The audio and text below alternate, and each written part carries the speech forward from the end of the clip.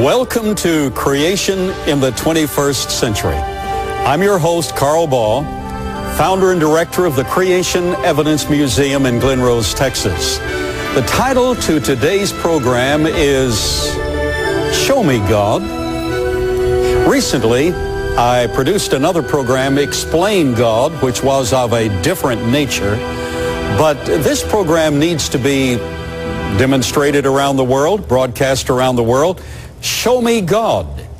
The apostles were marvelous men. God used them to ultimately evangelize, along with the apostle born out of due time, the apostle Paul, to evangelize the known world in their day. They accomplished what we, in all of our ingenuity, with our designed creativity, with broadcasting ability and production, have not been able to do. They evangelized their known world at that time. They were marvelous men. But did you ever wonder what kind of stock God used to begin with? Those individuals had some questions in their minds. For instance, when Jesus healed in John chapter 9 the man born blind, when Jesus performed that incredibly marvelous act of grace, miraculous act of grace, in the background he had to also change not only that man and give him the ability to see, he had to actually give that man the ability to comprehend what he was seeing. Do you understand what a miracle that is? Show me God. Watch the dimension in which God operates. Not only did he give him new eyes and cure that which was incurable, for the man had been born blind and had no improvement. He actually had no functioning eyes, and yet God gave him the ability to see and the ability to comprehend what he was seeing. But the apostles in the background had asked a question.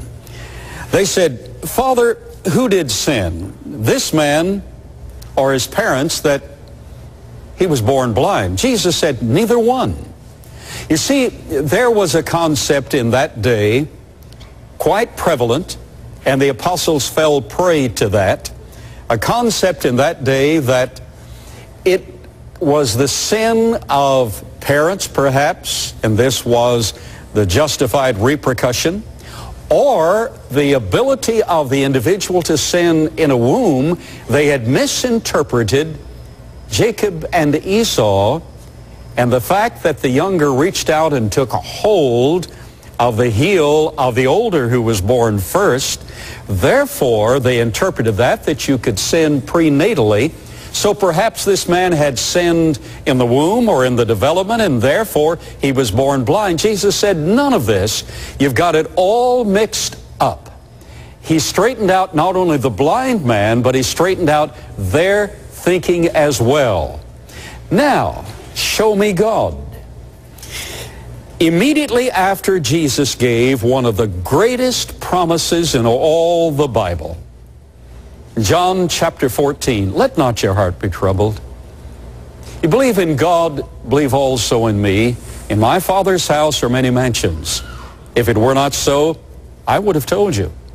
I go to prepare a place for you, and if I go and prepare a place, I will come again and receive you unto myself, that where I am, there you may be also. And Thomas saith unto him, Lord, we know not whither thou goest, and how can we know the way? And Jesus said, I am the way, the truth, and the life.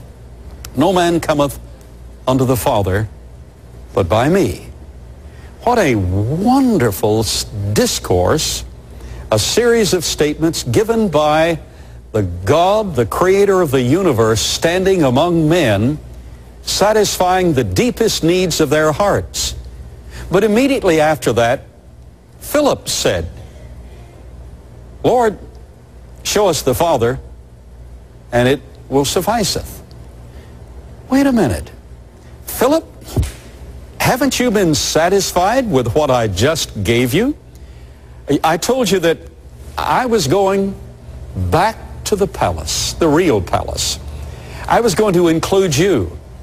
I was going to give you that which no one else has ever promised. And yet you ask another question. You say, give me more. Show me God. Show me the Father. Well, man is never totally satisfied, but there comes a time when the Spirit of God enters the heart, the disposition, the mind, the consciousness, the thought process of man, and he then is satisfied with God himself. Show me God. Well, let's see if I can point you in the right direction. In showing you God, number one, I want to show you his performance in the creation and the performance of that creation. Show me God. Well, it is obvious if we have half a brain and eyes to see that the universe could not create itself, that we are in a specific location that God has designed where all of the rest of the universe with its signals makes living systems as we know them possible. You see, we have biorhythms that are affected by the stars, the sun and the moon, and even the planets. That does not mean that our personalities are determined by the planets. Our personalities are determined by our heritage and by our deliberate choice involved in life itself.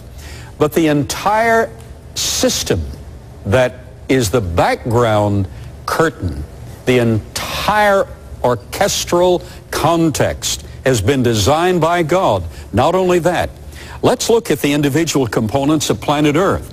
We're talking about God's performance in the creation and the performance of that creation. It works.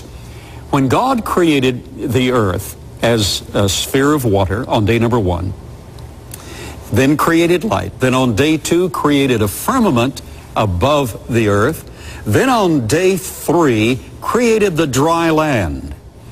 He created that dry land with an internal structure, the surface structure we know, but the internal structure as a working mechanism, a deliberately orchestrated design.